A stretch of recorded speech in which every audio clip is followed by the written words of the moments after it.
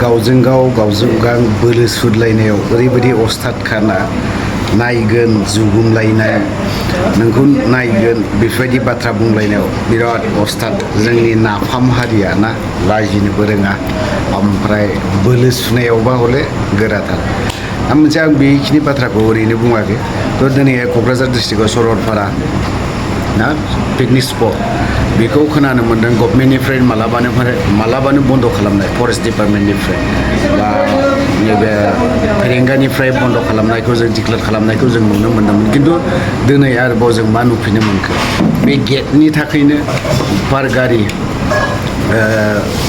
Car गंसेयावहाय 200 थाखा बाइकआव 100 थाखा 100 रुपिस करि लायो थ' बेखौनो लालायनानै गोबां फैसा आरजिबायदां खामायबायबोदां बिदि सानलायनानै मानसिफ्रा गावजों गाव ओरैबायदि जुगुमलायलायनाय नारा नाथा जादलायनायखौ जों नुनो मोनदों थ' गाव लासिं सिं आरोखि बेफोरो गावजों गाव बे मोनसे फिसा गेट पिकनिक स्पट ना थांना थादों मानसिफ्रा न' डाउट जों मानिदों बावहाय थांलायनानै बिदिबायदि बोलो फोराहैलायनांगौ बा माबा खालामहैलायनांगौ दरखार गैया थ' बिदिब्ला जों दान्दिसे नायनानै लानि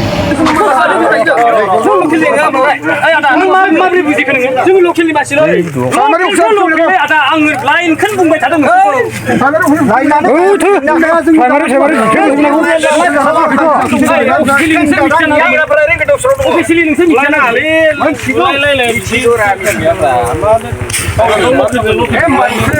आं बिसोरजों गैयालै नोंखौ दै दाख्लैनो ओरैनो जालायबाय नाथुरनि बसायबाय दिनै मा जाखो नोंलाय नोंसोर आं नोंखौ नों खोथाखौ बुजिला नों बेबायदि खानि खालामा भिडिअ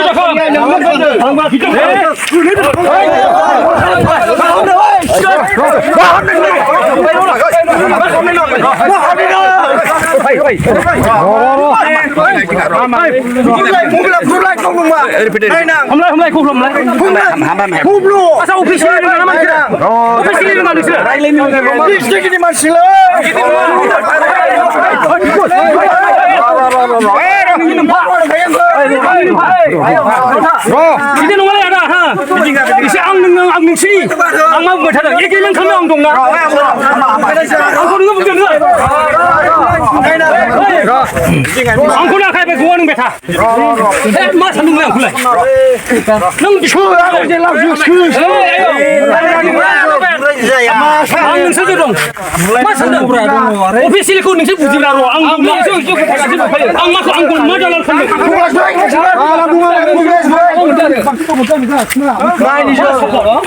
आं होनदों र' मोजां रायलायबानो मोजां नोंसिनि दमा सोलिगोन हामबा बेथा नोंखौ नङा नायगोन नायबानो जाबाय नों बेथा डिसप्ले हट बुरसेजों नांगौ बेखौ रावबो दं गैया हामबायलै नों आंजों हागोन नोङो रावबो दं गैया डिसप्ले हट बुरसे नाय नोंसोर डिसप्ले हट बुरसे बन्द'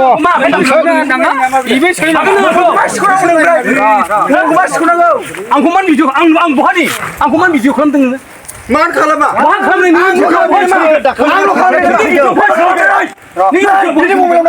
हमलाय सेंग्राफोर नों खोथाखौ बुजिला नों बेबायदि खानि खालामा भिडिअ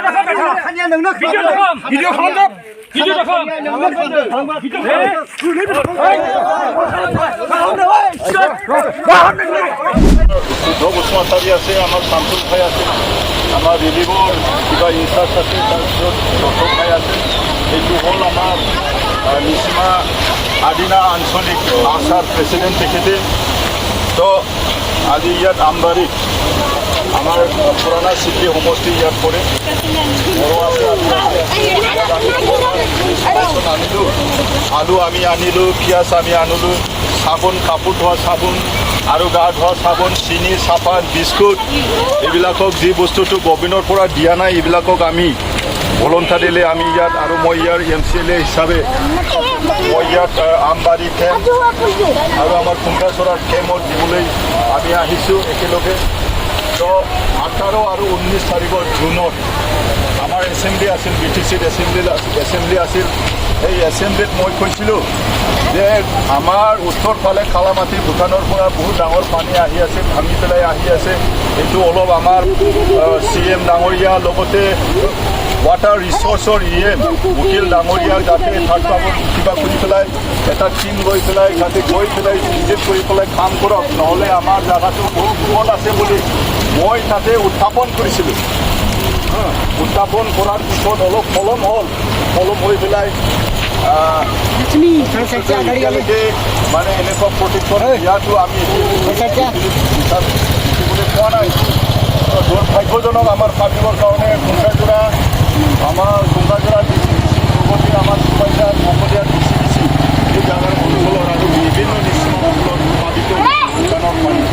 এইটো কাৰণে গভমেণ্টে এডভান্স হিচাপে NSP লোৱাটো আমি বিচাৰিছিলোঁ, লোৱা নাই। এই বানপানীৰ সময়ত হঠাৎ ৰেচন কিবা কিবি ৰেচন দিলেও এইবিলাক একো কামত নহয়। এতিয়া খেতিৰ সময়, ধান পথাৰত খেতিৰ কাম কৰিব লাগে, মানুহবিলাকে ঘৰত থাকিব পোৱা নাই, শুবও পোৱা নাই। আৰু মই যোৱাকালি শুনিলোঁ যে ইয়াত পলিথিন পোৱা নাই। আজিবা পাইছে না পোৱা নাই? পলিথিন পাইছে, প্লাষ্টিক লাগু পাই। তো পলিথিনটো যোৱাকালি পাইছে বুলি মই শুনিলোঁ, ধন্যবাদ থাকিল। তো মোৰ অনুৰোধটো হ'ল BTC গভমেণ্ট আৰু অসম গভমেণ্টৰ, মোৰ অনুৰোধটো হ'ল যাতে অতি সোনকালে এইবিলাক এই জাগাত স্পটত ভিজিট কৰি পেলাই কেনেকুৱা প্ৰটেকশ্যন কৰিব লাগে, যেতিয়া পানীটো শুকাব তেতিয়া কাম কৰাৰ কাৰণে মই অনুৰোধ কৰিছোঁ। ধন্যবাদ।